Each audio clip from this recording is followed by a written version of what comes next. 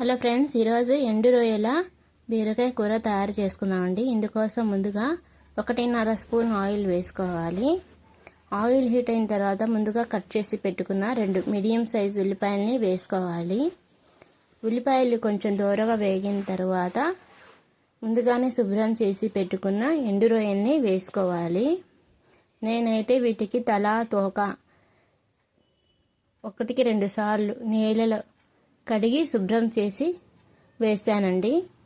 ఇంట్లో నుంచి ఇసుక మొత్తం బయటకు వచ్చేసింది. ఇవి కొంచెం 5 నిమిషాలు సిమ్లోనే మూత పెట్టి మగ్గించుకోవాలి.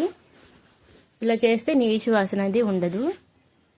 ఇప్పుడు ముందుగానే కట్ చేసి పెట్టుకున్న బీరకాయలు 1 కిలో చిన్న చిన్న ముక్కలుగా కట్ చేసి వేసుకోవాలి. 1/2 టీ స్పూన్ పసుపుని, రుచికి సరిపడినంత ఉప్పుని వేసుకోవాలి. ఇప్పుడు ఒకసారి బాగా కలిసేలాగా కలుపుకోవాలి. ఉప్పు అనేది ఒకేసారి వేస్తే ఉప్పగా అయిపోతుందండి. మనకి బీరకాయలు మగ్గే కొద్దీ కొంచెం దగ్గరికి వస్తాయి కాబట్టి తర్వాత చూసినా వేసుకోవచ్చు.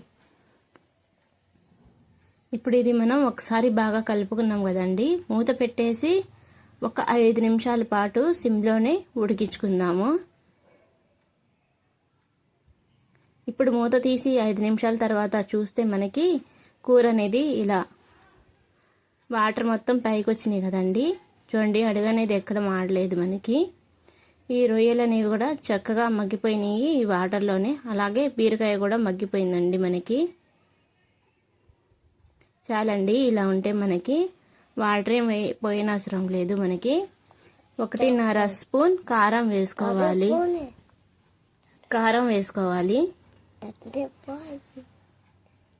నాకైతే సరిపోయిందండి. మీరు తినే కారాన్ని బట్టి ఉప్పు కారాలు అనేది సరి చూసి వేసుకోండి. ఇప్పుడు ఒకసారి బాగా కలిపి మరొక 5 నిమిషాల పాటు మూత పెట్టి సిమ్లోనే ఉడికించుకుందాము. ఇప్పుడు మూత తీసి చూస్తే ఆయిల్ అంతా సపరేట్ అయింది కదండి.